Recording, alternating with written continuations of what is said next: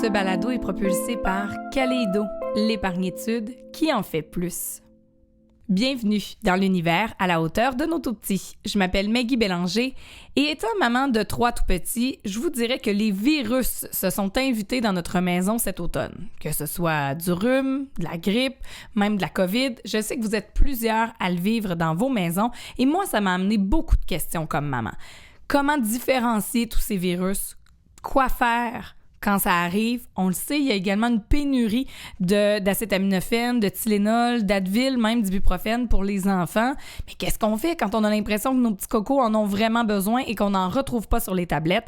Eh bien, j'ai posé toutes ces questions-là à 2 professionnels que j'ai trouvés franchement fort sympathiques. La première, vous êtes plusieurs à l'aimer, je dirais même à l'adorer, puisqu'elle est connue sur les réseaux sociaux, particulièrement sur Instagram, avec le compte La Maman Infirmière. Il s'agit de Audrey Bilot.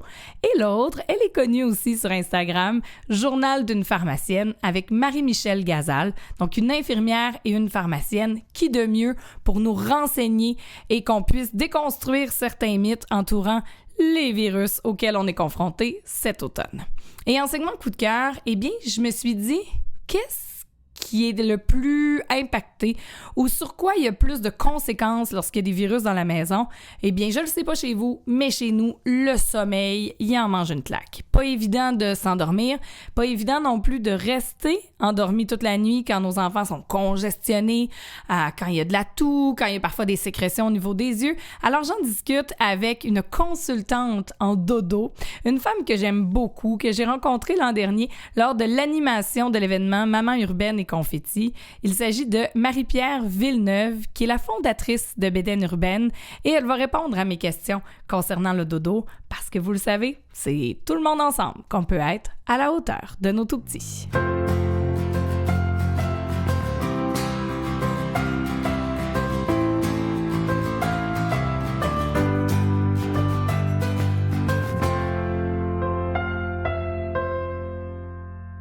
Bonjour mesdames, merci d'avoir accepté l'invitation. Merci à toi.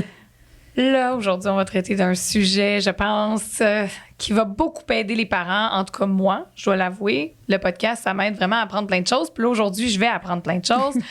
On est en pleine saison des virus. Mm-hmm. Et là, première question, pouvez-vous, s'il vous plaît, nous faire la différence entre le fameux rhume traditionnel, la grippe, et là, maintenant, la COVID-19, parce que ce ne sont pas tous les mêmes symptômes, mais il y a certains symptômes de la COVID qui viennent quand même ressembler à ce qu'on connaît du rhume et de la grippe. Il y a vraiment beaucoup de ressemblances avec la COVID. C'est pour ça que quand on dit qu'on a des symptômes de la COVID, donc écoulement nasal, toux, quoi que ce soit, fièvre, on demande un test COVID. Comme ça écarte l'hypothèse qu'on peut l'avoir ou non. Un rhume, en fait, on va avoir la congestion nasale, l'écoulement. Ça peut arriver aussi que ça soit de la fièvre, mais qu'est-ce qui va différencier avec la grippe? C'est qu'il va y avoir des courbatures en plus. Des fois, la fièvre peut être plus élevée. Est-ce que c'est sur une plus longue période ou pas nécessairement?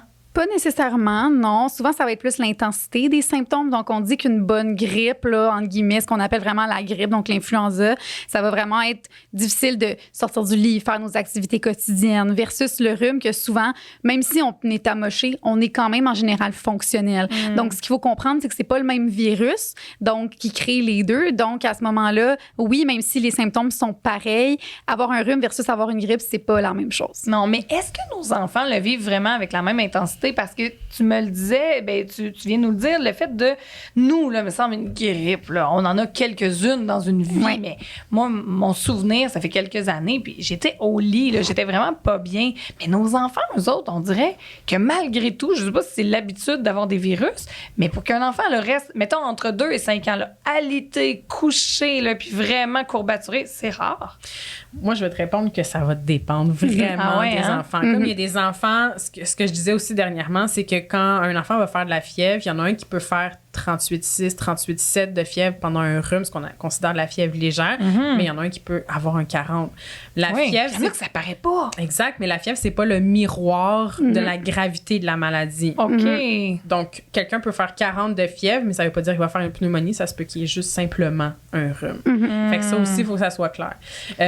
Pour que des enfants soient alités et tout ça, c'est sûr que ça va dépendre de la manière dont ils vont combattre le virus. Il y a des enfants qui vont être plus à terre facilement. Il y en a d'autres que, ben, finalement, même avec la fièvre, sans Tylenol, sont très fonctionnels, vont courir, vont crier. Fou, hein? On n'a pas besoin de venir casser cette fièvre-là si l'enfant reste fonctionnel. Absolument. Puis je pense que c'est une crainte que les parents ont on n'a beaucoup. pas ça, la fièvre, nous. C'est ça. Tu sais, dès qu'on a la fièvre, c'est la panique, là, tu sais. Puis, oh mon Dieu, qu'est-ce qu'on va faire? Est-ce que je dois l'amener à l'hôpital, etc. Mais la fièvre, en fait, c'est un signe que notre corps est en train de réagir et de combattre l'infection. Donc, il faut le laisser combattre un petit peu quand même. Peut-être pas là, jusqu'à 40, puis on pas dit bien. Que c'est une réaction normale, mais exagérée du système immunitaire. Fait que ça reste que c'est quand même normal. Comme l'a dit Marie-Michel, ça indique que notre corps va venir combattre une infection, que ce soit un petit rhume, que ce soit une bronchiolite, une pneumonie ou autre. La fièvre, ça fait partie d'une réaction normale du système immunitaire. C'est comme son mécanisme de défense, en quelque sorte. Exactement. Mais ça se peut qu'à 40... Rendu à 40, habituellement, il y a les joues, là, tu sais, des fois, ça paraît un peu. Rouge. Puis habituellement, à 40, en tout cas, j'en ai sont pas amorphes vu un beaucoup, peu. Oui. un peu plus amorphes. Ils sont moins énergiques. Exactement. Mais quand on voit un 38,7, 38,8, 38,9, puis qui sont quand même fonctionnels, dès qu'on voit de la fièvre, il y a une angoisse qui naît chez nous, les parents. C'est angoissant. On veut la faire stopper. Exact. Ouais. Mais on n'est pas obligé. Si l'enfant est fonctionnel, s'il s'hydrate bien, s'il mange bien, puis pourquoi on parle aussi d'hydratation chez l'enfant qui fait de la fièvre, c'est qu'ils ont tendance à perdre plus de chaleur. OK. Donc, ils vont se déshydrater plus rapidement. Donc, c'est pour ça qu'on dit toujours... l'appétit, des fois, un peu aussi. Exactement, l'appétit. Mais quand tu fais de la fièvre, est-ce que tu as vraiment faim? Non, t'es juste pas bien. Exactement, t'es vraiment pas bien. Ton état général diminue. Mais c'est la même chose. Donc, c'est un peu, je pense, c'est ça, je pense que c'est un petit peu la façon de reconnaître est-ce qu'on devrait intervenir, pas intervenir, à traiter cette fièvre-là. Si l'état général de notre enfant n'est pas du tout atteint, te pète le feu, énergique, etc., peut-être que c'est pas si grave que ça, à part si on est peut-être à un 40, mais encore une fois, on verra pas nécessairement que l'enfant pète le feu. Mais si on voit qu'il y a vraiment une atteinte à son état général, donc justement, signe de fatigue, signe de déshydratation, comportement anormal, etc., là, on va vraiment se dire, OK, peut-être que je devrais faire baisser la fièvre à l'aide d'analgésiques. Mais là, avant de parler des analgésiques, est-ce un mythe ou une réalité de dire que souvent, la fièvre apparaît sur l'heure du souper? On dirait qu'en fin de journée, la fièvre est là. Moi, c'est plutôt rare que mes enfants ont de la grande fièvre au réveil. C'est comme on dirait là, vers 18h, 19h. Est-ce que c'est juste parce qu'ils sont à la maison puis je m'en rends compte?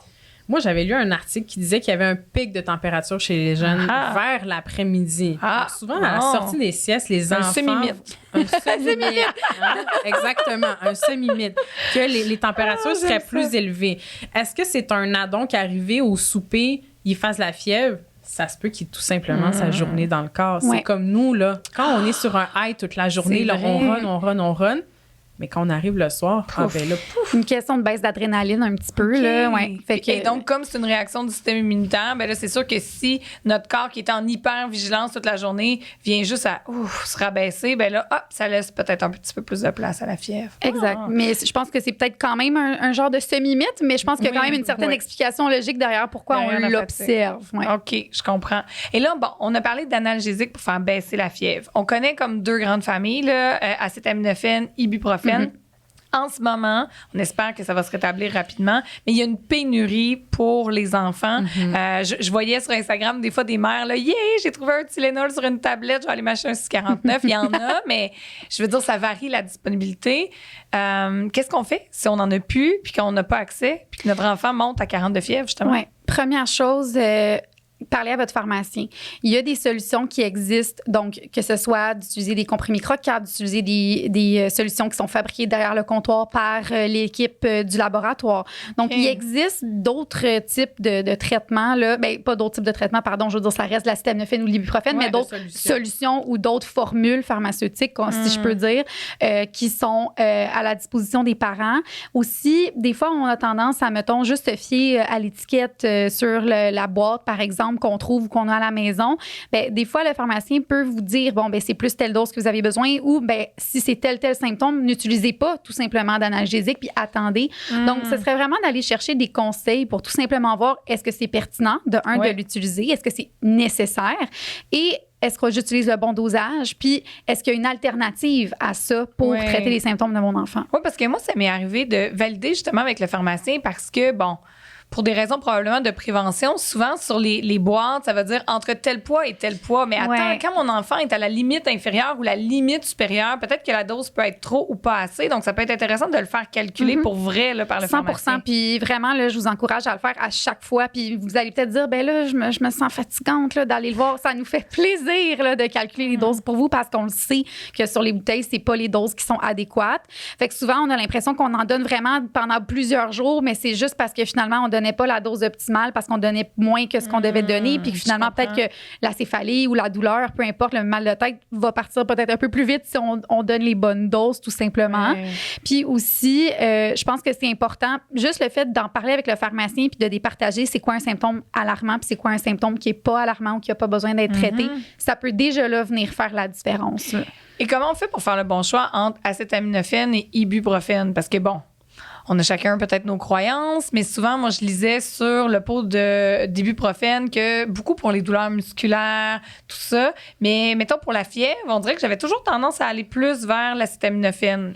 On préconise l'acétaminophène parce que l'ibuprofène, ça va être un irritant aussi pour l'estomac chez les enfants. Fait que d'emblée, on va en fait préconiser l'acétaminophène. Okay. Après, l'ibuprofène, un anti-inflammatoire, ça peut aider pour une poussée dentaire. Tu sais, des fois, quelque chose a un mal lacinant longtemps. Oui, exactement. Et je réitère encore, la poussée dentaire ne cause pas de fièvre.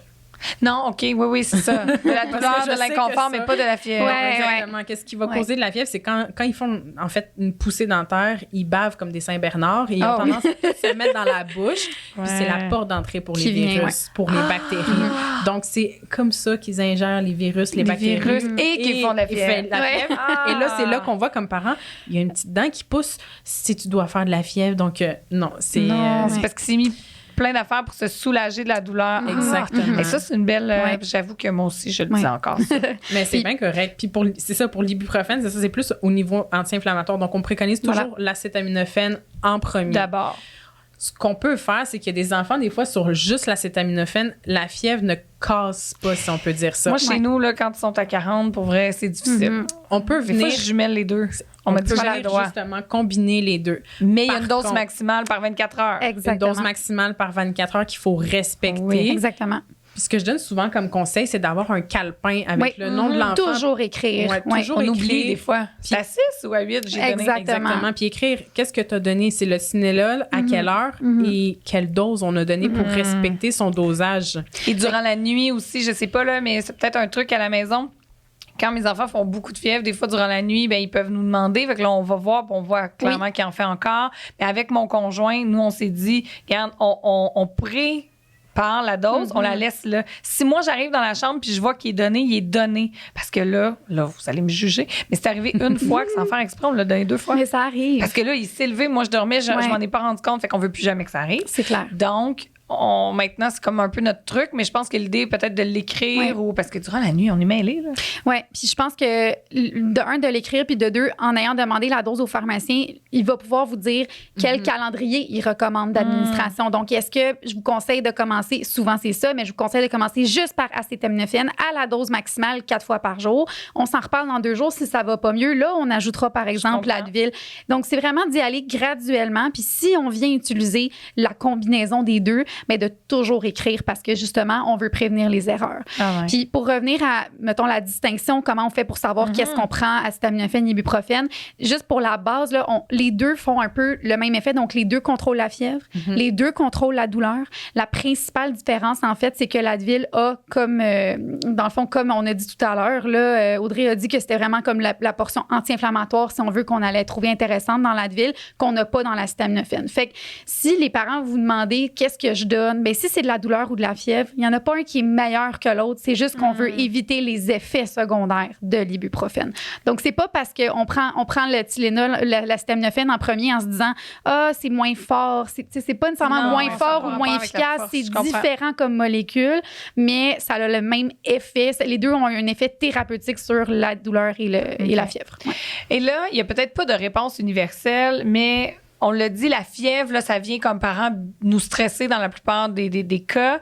À quand consulter? Parce qu'on s'entend que théoriquement, pour un rhume standard, à la limite même une COVID standard ou même une grippe, ça va pardonnez-moi l'expression, mais faire son temps, puis je veux dire, ça va finir par s'en aller.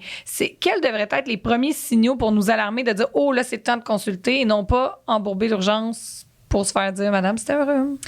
À 3 mois, tout le monde m'écoute, on s'en va à l'urgence. Si ton enfant a 3 mois au moins puis qu'il fait de la fièvre, à partir de 38, on n'est plus dans les 38,5 parce qu'au-dessus de 3 mois, on considère 38,5 rectal. Mais à partir de 38, pour un bébé de moins de 3 mois, c'est l'urgence automatiquement. Même s'il vient de recevoir ses vaccins, on va enlever l'hypothèse que ça peut être la vaccination qui cause la fièvre, mais on veut enlever justement cette hypothèse-là. OK. Donc, à partir de 3, en dessous de 3 mois, on parle de 38. Au-dessus de 3 mois, là, on va être dans les 38,5 au niveau rectal. En dessous d'un an, on peut attendre un 24 heures, 2 ans, un 48 heures, puis au-dessus de 2 ans, 48 à 72 heures. Okay. C'est des informations encore générales. Ça dépend de l'état général de l'enfant. Exactement. Ça dépend aussi des conditions particulières. Si le médecin vous dit, parce que votre enfant a telle condition, vous recommande, dès qu'il fait de la fièvre, allez-y. Ce qu'on va donner, c'est des conditions encore générales qui ne vont pas devancer les recommandations. Il faut que son état général soit bon. Là, j'imagine, si on voit qu'il fait de la fièvre, puis il a l'air fatigué, puis il s'endort comme à tout moment, où il y a moins de tonus, bien là, on y va, là. Encore là, ça dépend, je dirais. Okay. Donc, si ça persiste dans le temps puis qu'après 2-3 jours, on voit que l'état général est vraiment anormal, oui, là, j'irais consulter. Mais c'est possible pour les premiers 24 heures qu'il soit vraiment complètement amorphe.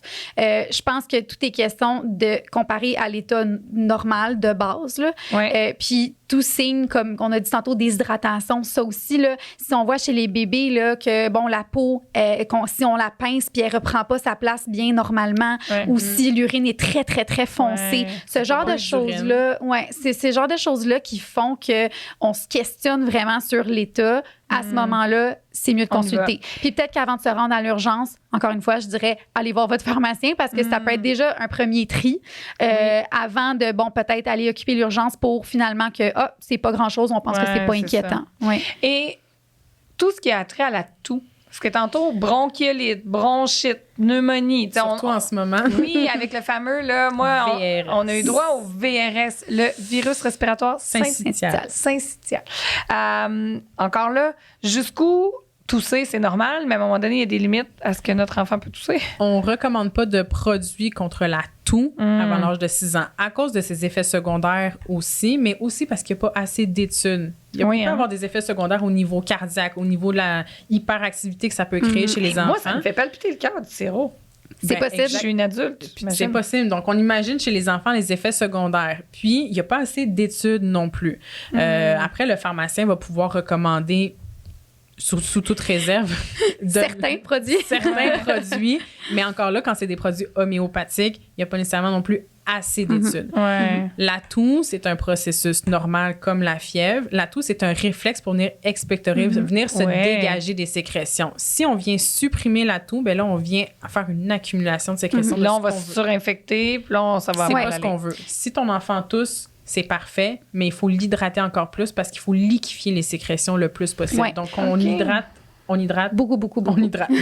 beaucoup, on le dira jamais assez. Puis je pense que oui, c'est normal en début d'infection. Là, c'est normal qu'après 1 mois, 2 mois, on se pose des questions. Là, je comprends que, tu sais, après un certain temps, les parents commencent à dire, ben là, je pense que c'est pas normal. Puis c'est-tu encore l'infection qui est là? Ça crunch aussi, là, des fois, on les entend, là, peut-être parce que moi, j'ai des petits asthmatiques, là, mais je veux dire, ils respirent, là, puis on entend que ça bouillonne. Il y a quelque chose, mais en même temps, il est tellement plein de sécrétions, pauvre enfant. Probablement que c'est les sécrétions. Quand on entend les sécrétions, là, on entend une espèce de bullement, un papier bulle. C'est comme quasiment ça. C'est que c'est les sécrétions qu'il y a encore. Fait que venir dégager, faire du clapping, ça peut aider aussi pour dégager les sécrétions. Mais vraiment hydrater l'enfant le plus possible. Est-ce que, là, pardonnez-moi si vous mangez en écoutant le balado, mais est-ce que la couleur des sécrétions a un impact? Parce qu'il y en a qui m'ont dit, tant qu'il mouche clair, blanchâtre, un peu jaunâtre, c'est pas grave. Mais quand il est rendu que ça fait une semaine qu'il mouche vert fluo, puis que ça se passe pas, puis qu'il est super congestionné, c'est parce que là, il est en train de se surinfecter, puis ça prend des antibiotiques. C'est vrai? Ça dépend. Okay, ouais, c'est ça. Il y a vous n'aimez pas notre réponse, mais c'est souvent ça dépend. Réponse très plate, ça dépend. Il y a des études qui vont dire que la couleur des sécrétions, comme c'est pas un reflet de la gravité. Par contre, il y a une nuance à apporter dans qu'est-ce que tu as dit. Si mouche vert d'âtre, vert fluo pendant 48 heures, mais après c'est fini, OK. Parfait. Mais là, tu as dit pendant une semaine. Oui, on voit que ça perdure. Mais là, quand on voit que ça perdure, c'est que probablement qu'il y a un petit quelque chose. Il n'arrive pas non plus à se dégager parce qu'à un moment donné, c'est normal que les sécrétions changent de couleur. Ouais. Mais à un moment donné, il faut que ça diminue Puis quand c'est même. ça, souvent, ce qui va nous inquiéter, c'est quand ça change en cours de route tard. Donc, si, mettons, au début de l'infection respiratoire, on avait des sécrétions qui étaient très claires, très fluides, puis que 7-10 jours après, là, il me semble que ça commence à être plus fréquent, puis vert, puis très consistant, puis la fièvre réapparaît. Tu sais, souvent, c'est plus un lot de symptômes qui va nous indiquer s'il y a une surinfection possible et non pas nécessairement simplement la consistance des sécrétions. Là. Exactement. Ouais. Et là, une tâche que j'ai toujours l'impression d'être une marade quand je fais ça. Je pense que je sais mais c'est tellement efficace. On parle de tout, de fameuses sécrétions à liquéfier. Le mouche-nez, mouche-bébé, appelez-le comme vous voulez. L'aspermorphe que je me Oui, aussi. J'adore. Et moi, au début, j'ai essayé celui avec la bouche. Oui, l'aspermorphe. Ouais. Surtout quand ton enfant enlève les filtres et que là, ça... Non. Nous, on a vécu à peu près toutes les situations. Vous pouvez vous imaginer, ça a revenu, ça ressort. En tout cas, bref, vous voulez pas savoir. Mais tout ça pour dire que même si notre enfant, lorsqu'on le fait, parce que bon, faut quand même... Moi, ma fille de 6 ans, maintenant, elle me le demande. Elle me dit, maman, on va faire la seringue de nez parce qu'elle sait tellement que ça lui fait du bien. Mais à 2 ans et 4 ans, je suis la marade qui doit les maintenir. Puis idéalement, il faut quasiment être 2, là, on s'entend. Bon, on va mettre des liens aux gens qui nous écoutent, surtout pour la version audio, puis même la version visuelle là, dans YouTube. Je vais vous mettre les liens en bas pour avoir la méthode parce que tu le disais, Audrey, tu fais une formation d'1 heure là-dessus. Là. Oui, parce qu'en fait, le CHU Sainte-Justine offre une vidéo qui est gratuite pour tout le monde en ligne. Ça explique, mais il manque un petit peu comme il manque de chair de détails. Exactement. Parce qu'ils ont aussi fait un pamphlet qui explique un petit peu plus, mais moi, je m'avais vraiment plus expliqué au niveau de l'anatomie. Pourquoi on fait l'hygiène nasale? Oui, puis est-ce qu'il y a un angle? On veut que l'eau sorte parce que des fois, on a l'impression qu'on les étouffe. Exactement. Fait l'hygiène nasale en soi, c'est peut-être plus... C'est simple, mais c'est peut-être plus complexe qu'on pense. J'ai donné la formation à peu près à 700 personnes jusqu'à présent. Quand même, oui, beaucoup. Ça pogne, mais il faut faire la sensibilisation sur la prévention parce que on peut le faire même si notre enfant n'est pas malade. C'est ça que j'allais dire. Si on a des allergènes, exactement. Si on a des chats ou des chiens chez nous, beaucoup de poussière ou peu importe. Ou même là, c'est l'automne. On sait que tout le monde est malade, ou bref. C'est l'automne. Si le nôtre, par chance, n'est pas encore malade, est-ce qu'on pourrait le faire par prévention? Oui. 100%. Oui, ça réduit la durée des rhumes, ça réduit le risque d'otite, car non, l'hygiène nasale ne crée... Ça n'envoie pas d'eau dans les oreilles. Non. On va pas avoir un jet d'eau qui va sortir par les oreilles. On n'en envoie pas de l'eau non plus directement dans les poumons, je vous rassure. Quand c'est bien fait, etc., c'est sécuritaire comme manœuvre. C'est juste que oui, comme parents, des fois, on a l'impression que c'est l'exorcisme. Ben oui, clairement. Puis là, c'est l'enfer. C'est l'enfer. Mais le conseil que je peux donner comme infirmière et comme maman, c'est plus vous allez le faire souvent, plus votre enfant va être habitué. Moi, j'ai mon 5 ans aussi maintenant qui me le demande avec la bouteille. Ils se sentent bien. Là, on dirait après, ma fille, elle me dit ça me fait tellement du bien. Surtout quand les sécrétions, on sent qu'ils sont vraiment quasiment en arrière. Là, puis que même s'ils se mouchent, des fois, ça sort pas, mais avec ça, ça sort. J'aimerais juste parler rapidement de la stérilisation des objets, là, parce que moi, honnêtement, ma fille, elle aime bien la seringue. Mes enfants, ils utilisent comme plus le vapo directement. Mais là, s'ils ont un VRS, par exemple, puis que là, on utilise un vaporisateur, on l'entre dans le nez pour faire l'hygiène nasale, là, bon, le virus s'en va, puis qu'après ça, on le réutilise dans 2 semaines, qu'on y remet dans le nez. Tu sais, il doit avoir quand même une forme de nettoyage, de, entre guillemets, stérilisation à faire pour pas se rendre malade avec nos propres virus ou pas? On les lave. Chacun sa seringue, chacun ses affaires. On identifie. Puis, eau chaude, savonneuse. C'est aussi simple que ça. Eau chaude, savonneuse. C'est tout. OK. C'est pas compliqué. Puis c'est la même chose quand on va prendre des antibiotiques. On oublie de changer sa brosse à dents. Oui. C'est des choses niaiseuses. Il faut changer de brosse à dents. Je m'excuse, je viens de pogner quelque chose. Attendez, répétez. Lorsqu'on prend des antibiotiques, on devrait pas utiliser la même brosse à dents. Parce qu'on prend un antibiotique pour une infection. Vas-y. Non, c'est juste parce que quand on prend un antibiotique pour une infection, en fait, on vient diminuer, si on veut, je sais pas comment l'expliquer concrètement, là, mais on vient diminuer la charge pas virale, parce que c'est bactérienne, en fait, là, parce qu'on traite des charges bactériennes. On vient diminuer la charge bactérienne, mais là, on a déposé des bactéries sur par exemple, notre brosse à dents. Donc, on vient parfois avoir tendance à se réinfecter.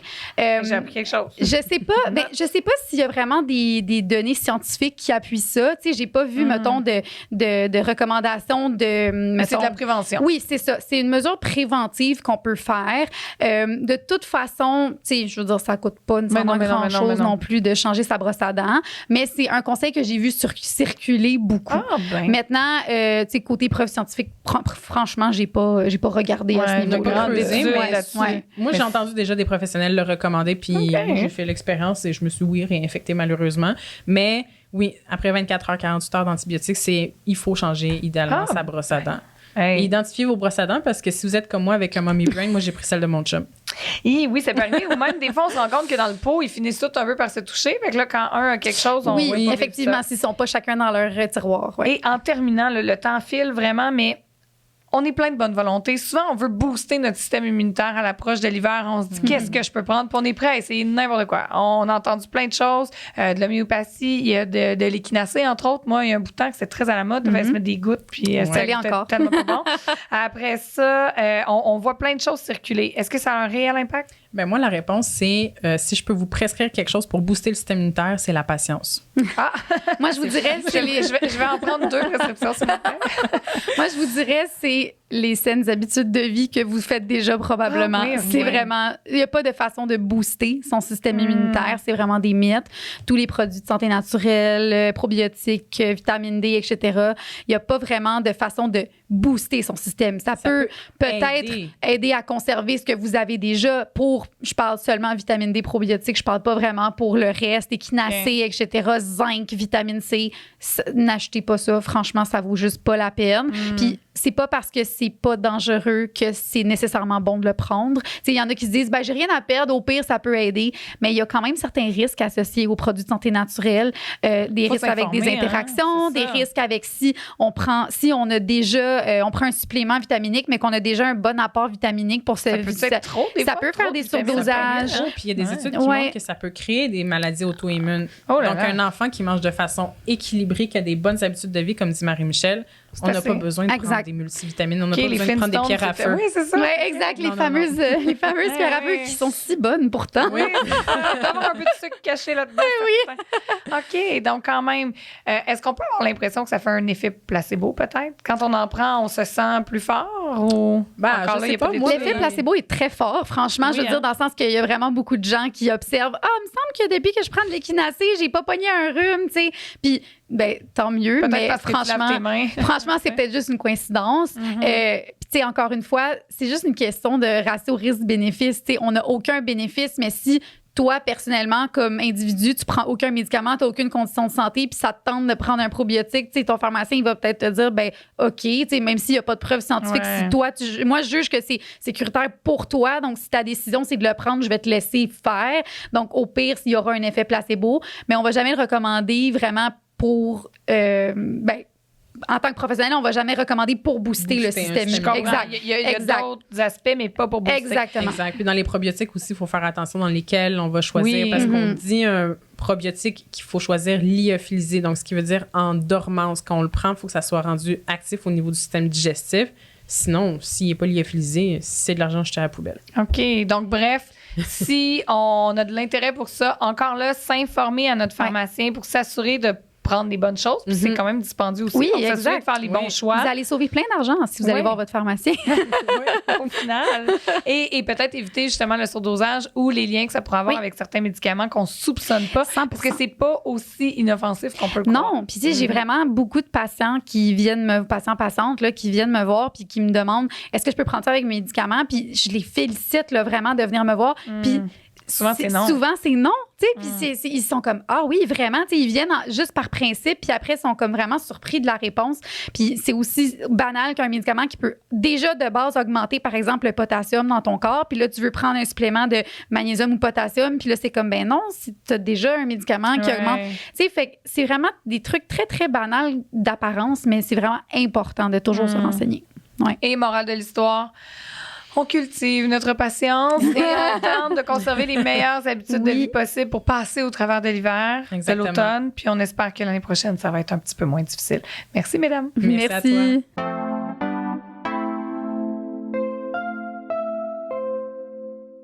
Dans cet épisode où on met en contexte tous les virus, les maladies auxquelles nos enfants, je dirais même notre famille est exposée à l'automne, je me suis dit pourquoi pas jaser avec Marie-Pierre de Bédaine Urbaine. Parce que Marie-Pierre, dis-moi si c'est pas juste chez nous, là, mais le fait que nos enfants soient malades, ça a un impact clairement sur leur sommeil. Complètement, mais on peut prendre juste l'exemple sur notre sommeil à nous aussi, Meggy. Moi, j'aime bien à la blague dire, des fois, j'ai juste un mal de tête, mais ça m'empêche de dormir au top de ma performance sommeil. Donc, on s'imagine un tout petit ou même un bébé qui n'est pas nécessairement capable de pallier à son soulagement ou à son réconfort de façon autonome. On peut penser que ça peut venir jouer effectivement sur ses habitudes de sommeil.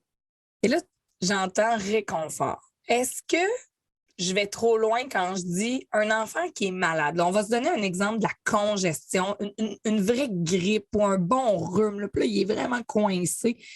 Est-ce que lui, ça peut affoler son système nerveux en se disant « Oh, ça va pas bien » et qu'il tombe en mode survie, en mode « J'ai besoin d'aide pour vivre tout court et encore plus pour être accompagné dans le sommeil » ?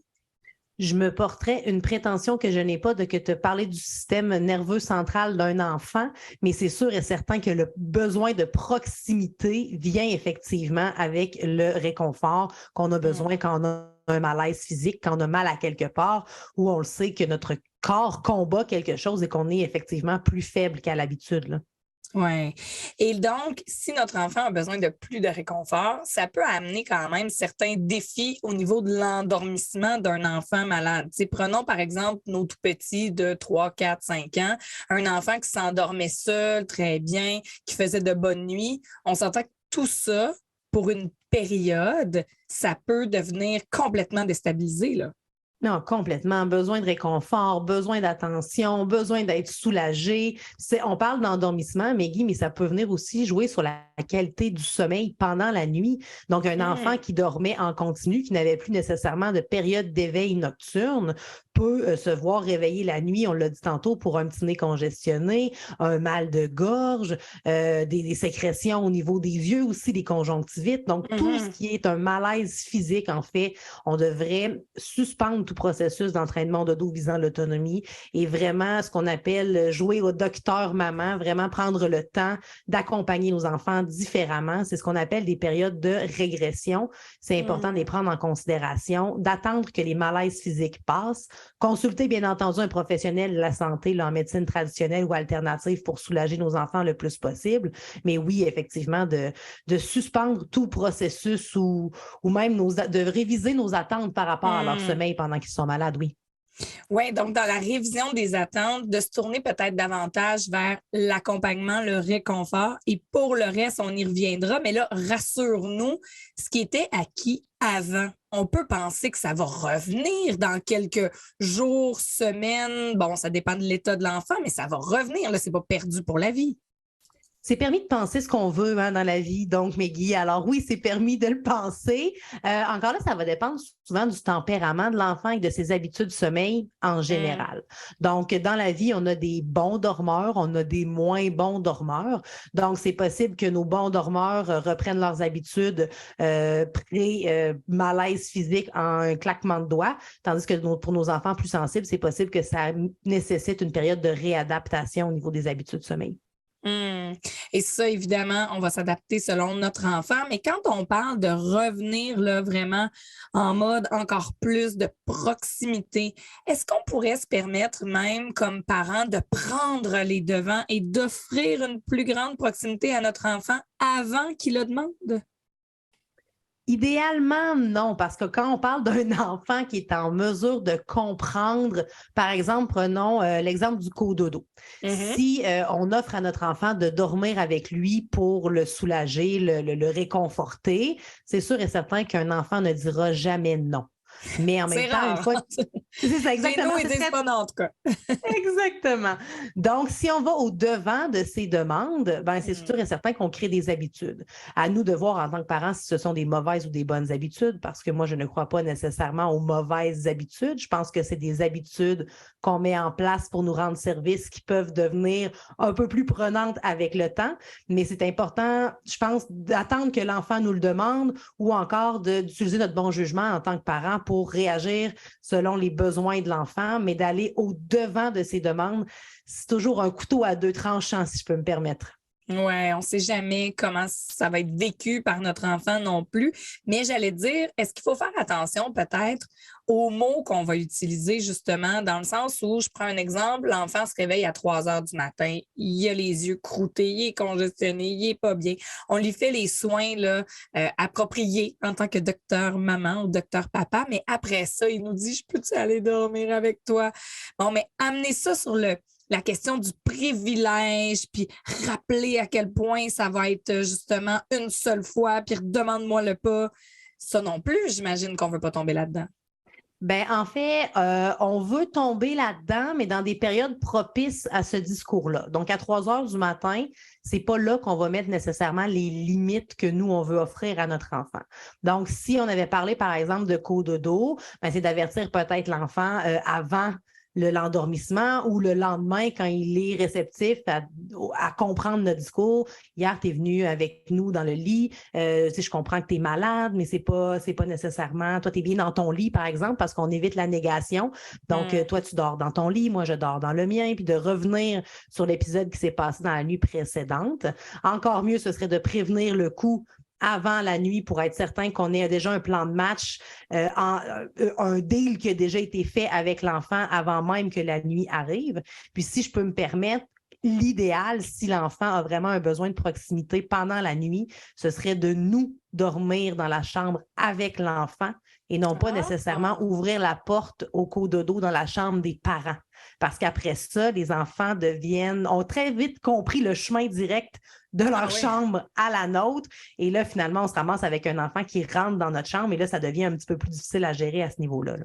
OK, donc pour les parents pour qui le cododo, c'est pas quelque chose qu'ils veulent mettre en place nécessairement sur une longue période, tu l'as dit, ça dépend de notre système de valeurs, de nos besoins, de nos envies en tant que coparents, là, comme équipe parentale, on fait des choix par rapport à ça. Donc, si le cododo ne fait pas partie des habitudes, appelons-les peut-être régulières de sommeil dans notre famille, c'est donc à privilégier de nous aller dans le lit de l'enfant. Peut-être que la compréhension justement du fait que tu as besoin de réconfort, maman, papa, on est avec toi cette nuit, on est là, mais éviter cette espèce d'idée d'habitude, ça pourrait donc aider notre tout petit. Effectivement, puis si je peux me permettre d'ajouter une coche au-dessus à mon propos. Si on a un enfant qui n'est pas habitué de faire du cododo, idéalement, ce serait si à 3 heures ou aux petites heures du matin, on décide d'accompagner l'enfant et de rester avec lui, c'est de rester avec lui jusqu'à la fin de la nuit. Parce que c'est sûr que si un enfant s'endort avec son parent et qu'il se réveille, par exemple, 1 heure, 2 heures après et que le parent n'est plus avec lui, ça peut causer de l'hypervigilance chez l'enfant. Je pense qu'il ne voudra plus nécessairement se rendormir par crainte que le parent quitte à nouveau. Donc, quand on a un enfant qui est moins habitué à faire du cododo, c'est vraiment de l'endormissement jusqu'au réveil le matin que le parent devrait être présent, en fait. Je comprends, parce que là, ça pourrait amener l'effet inverse, vraiment créer de l'anxiété, puis c'est ce qu'on veut pas. Et ou, comme tu dis, peut-être mettre la table avant. Tu regardes, maman est là jusqu'à ce que tu t'endormes. Quand je vais sentir que tu fais dodo, je vais retourner dans mon lit. Au moins, on l'aurait prévenu. Exactement, mais encore là, ce discours-là à 3 heures du matin, on comprend moins bien qu'à 19 heures le soir. Je comprends, tu as bien raison. Et en terminant, j'aimerais qu'on parle aussi de l'impact sur les parents. Parce qu'on le sait, quand toute la famille est malade, bon, parfois, ils n'ont pas pu aller à l'école, ils n'ont pas pu aller à la garderie. Nous, on a notre boulot sur les épaules. Ça fait de longues journées. Ça fait des journées peut-être où nos enfants sont plus irritables. Donc, par le fait même, ça nous rend aussi plus irritables. Qu'est-ce qu'on peut se prescrire nous-mêmes pour notre propre sommeil? J'imagine de la bienveillance. Est-ce qu'on essaie peut-être dans ces journées-là de s'en enlever un petit peu sur les épaules parce qu'on le sait que nos nuits, là, elles risquent fort bien d'être entrecoupées par divers réveils, surtout si on a plusieurs enfants? C'est sûr que le sommeil, c'est un peu la base du fonctionnement humain. Je te dirais que tant et aussi longtemps que la famille souffre d'un malaise physique parce que on le sait, un enfant malade, souvent, c'est une famille malade parce qu'effectivement, ça hypothèque plein de sphères dans la famille. Ce serait vraiment de retrouver nos nuits Et pendant ce temps-là, de se défaire de tout ce qui est de la charge mentale. Donc, peut-être mettre un bouton pause là, sur les ménages, les devoirs, sur l'activité physique, sur la super maman qui veut profiter de ce moment de cocooning à la maison avec des petits nez congestionnés pour faire une activité de peinture murale, là, de minimiser le plus possible, effectivement, la charge mentale des parents. Bien entendu, si on a des virus qui sont très contagieux, fort à parier qu'on aura très peu d'aide autour de nous parce que personne ne veut attraper, par exemple, une mademoiselle gastro. Mais on peut peut-être demander à des gens de venir nous porter des plats de soupe, par exemple. Ah, c'est une bonne idée. Des fois, les mamies qui veulent se rendre utiles, mais qui peuvent avoir peur, puis là, bon, on le sait, là, la COVID, les grippes, tout ça. Mais c'est une bonne idée. Au moins, nous apporter le repas du soir, par exemple, ça peut nous donner un bon coup de pouce. Demander de l'aide, je pense que c'est une des ressources sommeil qui est la plus sous-utilisée. Dans notre société, on a tendance à penser que demander de l'aide, c'est une preuve de faiblesse, alors que c'est une preuve de courage que de lever la main et de dire, là, j'ai besoin d'aide, il n'y a plus rien qui va, j'ai même pas le temps de faire à manger, j'ai pas le temps de prendre une douche. Fait que oui, de pouvoir demander de l'aide aux gens autour de nous, que ce soit des voisins, des marraines, des tantines, qui peuvent et qui sont réceptifs à nous offrir de l'aide, ça peut vraiment aider aux émotions et au moral de la famille, et ça peut aider par-dessus tout les habitudes de sommeil, parce que les habitudes de sommeil, c'est un peu... En fait, les habitudes de sommeil sont un peu le symptôme de tout ce qui se passe dans la famille. Donc, une famille heureuse, souvent, va avoir des meilleures habitudes de sommeil. Donc, c'est de repartir la roue dans le bon sens, là. Ouais, quel bon conseil. Merci beaucoup, Marie-Pierre. Et pour tous les parents qui nous écoutent, qui voudraient en savoir davantage justement sur le sommeil, qui vivent certains défis, qu'est-ce que tu nous proposes chez Bédaine Urbaine? Je sais que tu as entre autres des livres qui peuvent nous aider grandement. Est-ce qu'il y a des ressources sur ton site web? Qu'est-ce qu'on peut faire comme parents? Nous, chez Bédaine Urbaine, on offre des ateliers, des formations en ligne. On a nos 2 top books, là, le tome 1 pour les 0-18 mois. On a le tome 2 pour les 18 mois 5 ans. On a aussi des coachings personnalisés avec nul autre que moi-même. Donc, des fois, de pouvoir avoir une oreille attentive, un suivi, des conseils auxquels on n'aurait pas pensé, ça peut faire toute la différence du monde. Sinon, on a des ressources sur Facebook. On a un groupe incroyable qui s'appelle les Top Moms Ensemble. C'est une communauté de mamans, c'est très serré, ça coûte rien, c'est gratuit. Il faut toujours utiliser notre bon jugement quand on demande des conseils sur les groupes de mamans. On essaye de faire la meilleure vigie possible, mais on demande à toutes les mamans de l'utiliser là, selon leurs valeurs et comme je le disais, leur bon jugement. Mais ça, c'est des ressources aussi qui peuvent être disponibles.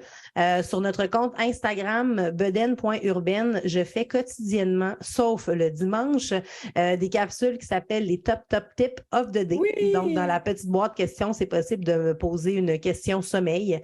Et puis, au hasard, une fois par jour, j'en choisis au minimum une et j'y réponds. Donc, c'est. Mais souvent plus. Tu es très généreuse. Moi, je les suis, puis effectivement, minimum une, mais des fois, j'en vois passer 2, 3. Ça dépend des jours. Ça dépend des types de questions aussi. Il y a des questions qui sont plus pointilleuses, donc c'est plus difficile pour moi d'y répondre. Mais souvent, le hasard fait bien les choses. Puis, je me dis tout le temps, moi, ça me prend exactement, parce que ça fait quand même 10 ans que je parle de sommeil, là, ça me prend littéralement one take, là, comme on dit en bon langage vidéo, pour faire le vidéo. Je me dis, ça peut quand même changer le cours de la journée d'une maman, alors pourquoi pas en faire profiter la communauté Bédaine Urbaine. Excellent. Eh bien, merci beaucoup, Marie-Pierre. Je pense que vraiment, tous les parents qui nous écoutent, vous avez plusieurs ressources disponibles pour essayer de répondre à vos questions, avoir quelqu'un pour vous accompagner tout en respectant vos valeurs par rapport au sommeil, les valeurs que vous avez mis en place dans votre famille. Donc, Marie-Pierre peut être, et toute son équipe, peuvent être vraiment de bonnes ressources pour vous accompagner parce qu'on le sait, le sommeil, c'est un défi qui revient quotidiennement. Et je pense qu'en changeant nos lunettes par rapport à ça, ça peut aider toute la famille. Merci beaucoup, Marie-Pierre. Et voilà, c'est déjà la fin de l'émission. Pour nous donner vos suggestions, vos commentaires, je vous invite à le faire via les réseaux sociaux, à la hauteur de nos tout-petits, que ce soit sur Facebook ou même sur Instagram. Et sinon, abonnez-vous via votre plateforme d'écoute préférée ou même sur la chaîne YouTube à la hauteur de nos tout-petits par Meggy Bélanger. Comme ça, vous allez avoir des notifications à chaque nouvel épisode. Également sur nos réseaux sociaux, ça vous donne accès à des extraits exclusifs, des concours et plein de contenu, je pense, qui pourra vous aider en tant que parent. Alors, un merci spécial aujourd'hui à mes invités, Marie-Michel Gazal, qui est pharmacienne, que vous pouvez suivre entre autres sur les réseaux sociaux Journal d'une pharmacienne, la maman infirmière Audrey Bilot, que vous pouvez suivre également sur Instagram. Elle a de très beaux ateliers qui sont disponibles afin de pouvoir aussi démystifier là, tout ce qui a trait à notre rôle parfois de maman infirmière ou de super maman. Et pour ce qui est de notre coup de cœur, merci à Marie-Pierre Villeneuve, qui est une vraie de vraie bédaine urbaine. Vous pouvez la suivre elle aussi sur les comptes Bédaine urbaine sur les réseaux sociaux, vous abonner à son groupe privé également. Et sachez qu'elle a publié 2 top books, donc pour les plus jeunes et également pour les 3-5 ans. Donc, du contenu que vous allez retrouver, elle aussi, via ses réseaux sociaux ou son site web bédaineurbaine.com. Merci à Sylvain Berger-Thibault du Studio 706 pour son bon montage et sa musique originale.